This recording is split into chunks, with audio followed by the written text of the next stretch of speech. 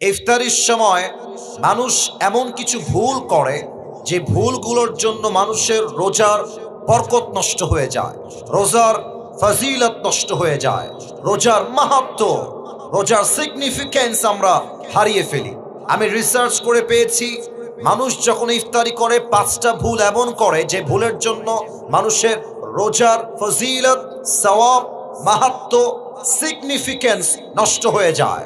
আমরা 5টা শুনবো যাতে করে আমাদের কারো এই ভুল না হয়। রাজি আছেন তো সবাই ইনশাআল্লাহ?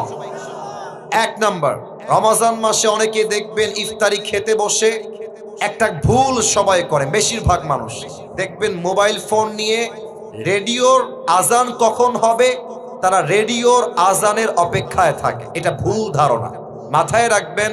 হাদিসে এসেছে, নবী করিম সাল্লাল্লাহু আলাইহি ওয়াসাল্লাম বলেছেন, যখনই ইফতারির সময় হবে তোমরা তোমাদের ইফতারিকে গ্রহণ করো, আজানের জন্য অথবা অন্য কিছুর জন্য অপেক্ষা করবা না। দেখেন, আপনি যখন রেডিওর আজানের অপেক্ষা করেন, মাথায় রাখবেন, মনে করেন যে রেডিওর আজান হচ্ছে 6টা 5-এ। দেখা যাক আমার শ্রোতা অ্যাক্টিভ আছে কিনা।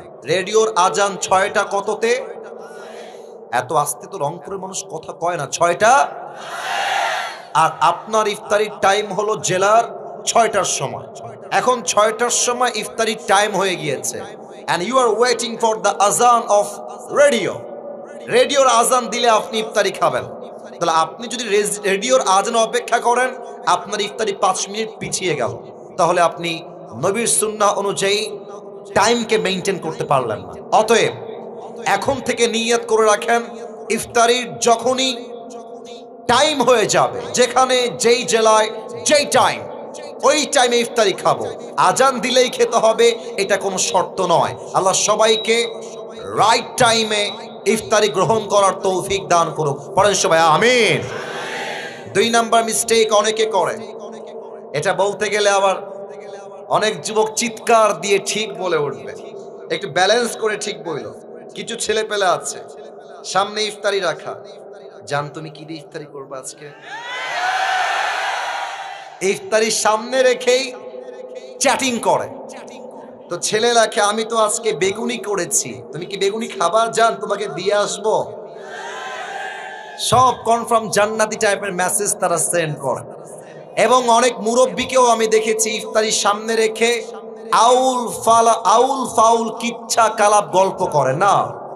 ইফতারির খাবার সামনে রেখে this is the right time to make সাপ্লিকেশন।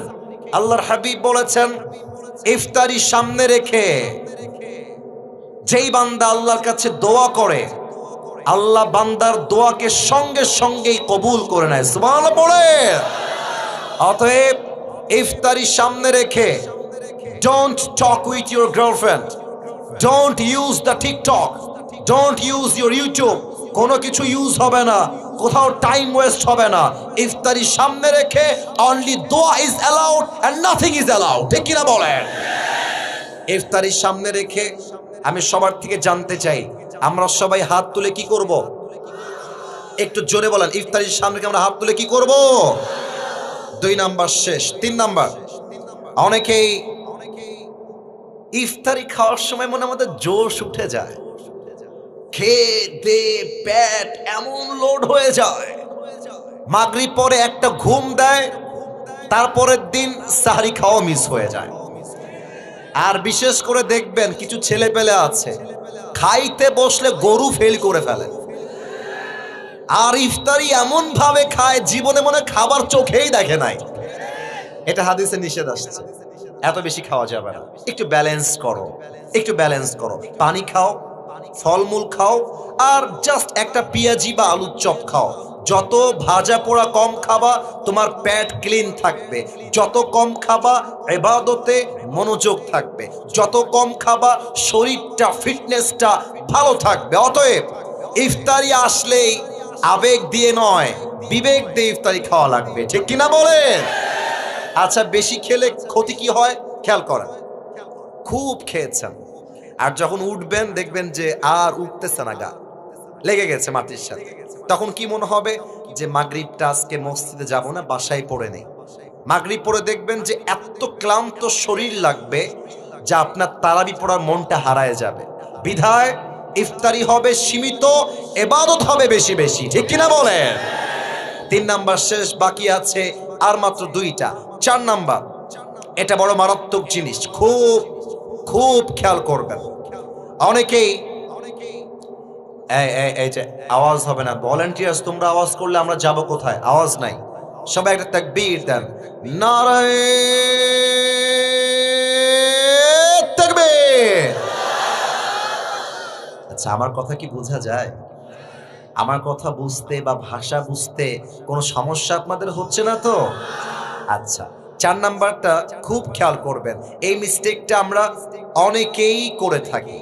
অনেকেই দেখবেন ইফতারি সামনে রেখে সবার আগে পেঁয়াজি মুখে দেয়, সবার আগে আলুর চপ মুখে দেয়, মানে যার যেটা পছন্দ। অনেকে দেখবেন যে পানি এমনে হাতে নিয়ে এভাবে থাকে, শালা আজান খালি দিকে আছে, খায় সবার করে ফেলবে একেবারে। আজান দেওয়ার সাথে সাথে পানি এমন খাওয়া খায়, অন্য কোনো কিছু আর খাইতে পারে না। না, এটা নিয়ম না। ইফতারের নিয়ম হচ্ছে, সুন্নাহ নিয়ম হচ্ছে, প্রথম খাবারটাই হবে খেজুর দিয়ে। সুবহানাল্লাহ পড়বেন না আপনারা সবাই? তাহলে আমার সঙ্গে উত্তর দেন, ইফতারির প্রথম খাবার আমরা শুরু করব পেঁয়াজি দিয়ে, আলুর চপ দিয়ে, না খেজুর দিয়ে? 4 নাম্বার, খেজুরটা মিস করবেন না। 5 নাম্বার, অনেকে অপেক্ষা করে রাত কখন হবে, কালো আকাশ কখন হবে। এটা ইহুদিদের কাজ ছিল। ইহুদিরা আকাশ কালো না হওয়া পর্যন্ত ইফতারি খেত না, এটা ওদের সিস্টেম। আমাদের সিস্টেম, ইফতারি হয়ে গিয়েছে, কালো আকাশ লাগবে না, মসজিদে আজান লাগবে না, ইফতারির টাইম হয়ে গিয়েছে, আমি সঙ্গে সঙ্গে ইফতারি গ্রহণ করব, ঠিক কিনা বলেন? আল্লাহ সবাইকে এই 5টা বদ আমল থেকে বাঁচার তৌফিক দান করুক। পড়েন সবাই আমিন।